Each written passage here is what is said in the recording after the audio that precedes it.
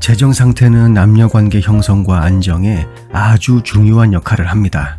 노벨 경제학상 수상자인 게리 베커는 결혼을 양측이 각자의 효용을 극대화하려는 파트너십으로 다루면서 결혼에 대한 경제적 분석을 개척했죠. 참고로 게리 베커는 경제학 이론을 결혼이라는 사회 현상에 접목시킨 공로를 인정받아서 노벨 경제학상을 수상하게 되었습니다. 사실 결혼과 이혼 전문가는 경제학자다라고 말해도 좋을 정도로 경제학 분야에서는 결혼과 이혼을 중심으로 한 다양하고 풍부한 연구 문헌들이 가득하죠. 베커의 이론에 따르면 우리는 함께 있는 것의 이익이 독신으로 남는 것의 이익을 초과할 때 결혼을 한다고 합니다. 근데 중요한 건 이 이익이라고 하는 것은 금전적인 이익뿐만이 아니라 정서적 그리고 심리적인 보상도 포함하죠. 2014년 미국의 퓨 리서치 센터의 연구에 따르면 재정적인 안정성이 결혼 결정의 중요한 요소인 것으로 나타났습니다. 가계소득이 높은 부부는 소득이 낮은 부부에 비해서 이혼할 확률이 낮죠. 이러한 상관관계는 관계를 긴장시킬 수 있는 재정적 불안정과 관련된 스트레스에 그 원인이 있다고 말할 수 있습니다. 반대로 재정적인 안정은 삶의 불확실성에 대한 완충 장치를 제공하여서 보다 안정적인 결혼 환경을 조성할 수가 있죠. 또한 학력은 결혼 생활의 안정성에 영향을 미치는 또 다른 중요한 요소입니다. 보울링 그린 주립대학교의 국립가족 및 결혼연구센터의 연구에 따르면 교육 수준이 높은 커플들은 이혼할 가능성이 더 적었습니다. 대학 교육을 받은 사람의 이혼율은 대학 학위가 없는 사람보다 약 11% 낮았죠. 이러한 추세는 다음과 같은 몇 가지 요인으로 설명될 수가 있습니다. 우선 고등교육은 더 나은 취업 기회와 더 높은 소득으로 이어지기 때문에 재정적 안정에 기여할 수가 있죠. 그리고 학력이 비슷한 커플들은 유사한 가치와 장기 인생 목표를 같이 하는 경향이 있고 이것이 궁합을 높일 수가 있습니다.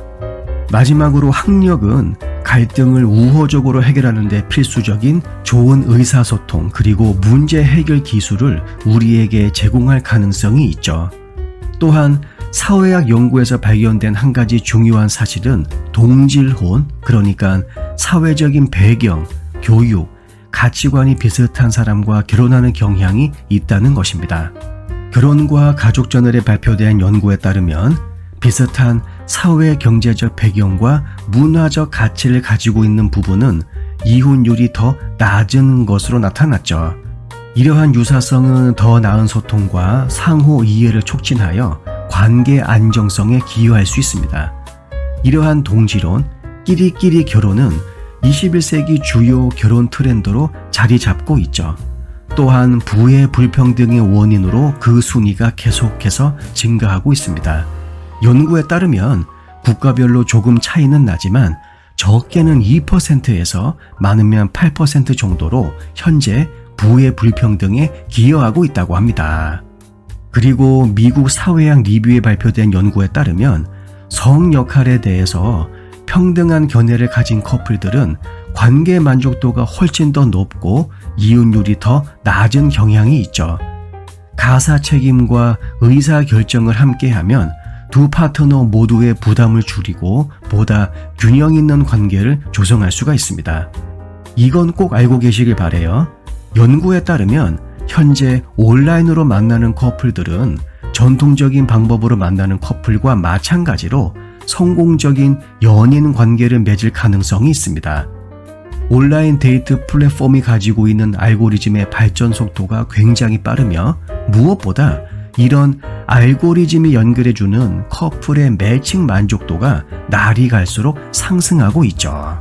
또한 결혼 전 동거가 점점 일반화되어 가고 있다고는 하지만 혼전 동거가 결혼 생활의 안정성에 미치는 영향은 그렇게 간단하게 말할 수 있는 것이 아닙니다.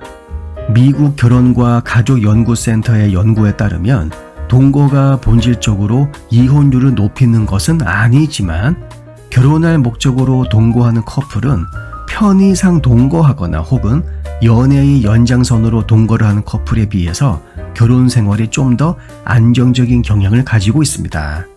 남성과 여성의 관계는 경제학, 심리학, 사회학 등 다양한 학문 분야와 교차하는 굉장히 다면적이고 동시에 역동적인 영역입니다. 경제적인 안정성, 교육, 심리적 요인 및 사회적인 규범이 모든 남녀 관계의 결과를 형성하는 데 매우 중요한 역할을 하죠. 따라서 건강하고 지속적인 관계에 기여하는 요소를 더 잘 이해하고 있어야 합니다. 그래야만 강력하고 서로 응원하며 지속적인 낭만적인 파트너십을 육성하는 능력도 발전하게 되죠.